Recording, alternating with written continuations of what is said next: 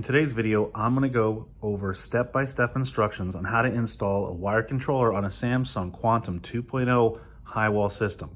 Before me, I have two options. On the left here, I have the advanced wire controller, and on the right, I have the premium wire controller. In addition to the wire controller, you will also need the sub-PCB.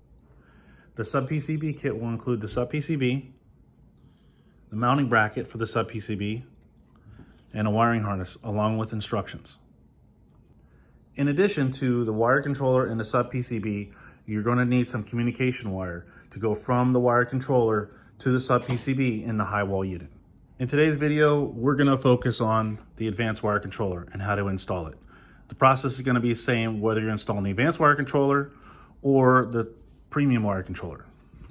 First step, get the sub-PCB, and you're going to want to install the sub-PCB into the holding bracket. You basically slide it in and pop it in place. Now we're going to install this into our high wall mini split system. Next step is to choose a location to mount our wire controller. We want to take the back plate, mark our holes, and then mount the back plate.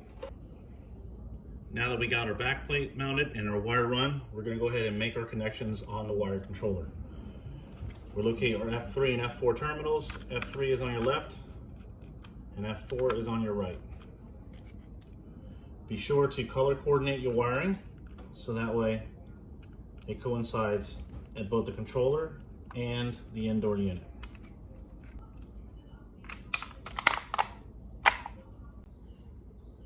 Next, we're going to want to shut the system off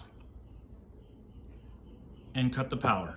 Now that the system is powered down, we're going to remove the bottom cover to gain access to the harness. Next, locate your accessory harness inside the Quantum 2.0 system and plug in your adapter harness. Next, we want to go ahead and route our harness around the back, plug in our sub-PCB.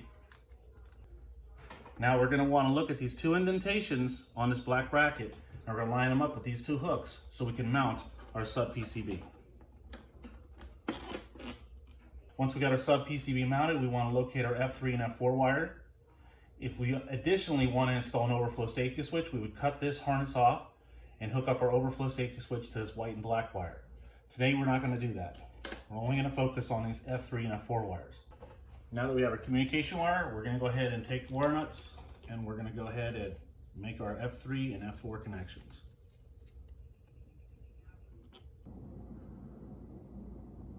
Once you've powered up your Samsung Advanced Wire Controller, it'll ask you to select the language. Select the appropriate language, then press OK. The Advanced Wire Controller will then begin to scan. Once it's completed scanning, you're now ready to power up your system. In order to power up the system, you'll simply press the power button. In order to set the mode, you'll want to highlight the mode section and press OK. Then you can select the appropriate mode you wish to use and then press OK. It'll confirm by saying cool mode selected, and now you can select your temperature. In order to select your temperature, you're going to use the up or down arrows and adjust the temperature accordingly. Now you've successfully installed a Samsung Advanced Wire Controller. In upcoming videos, we will be going over how to set a schedule and other settings that the Advanced Wire Controller offers. I hope you enjoyed watching. Stay tuned for more.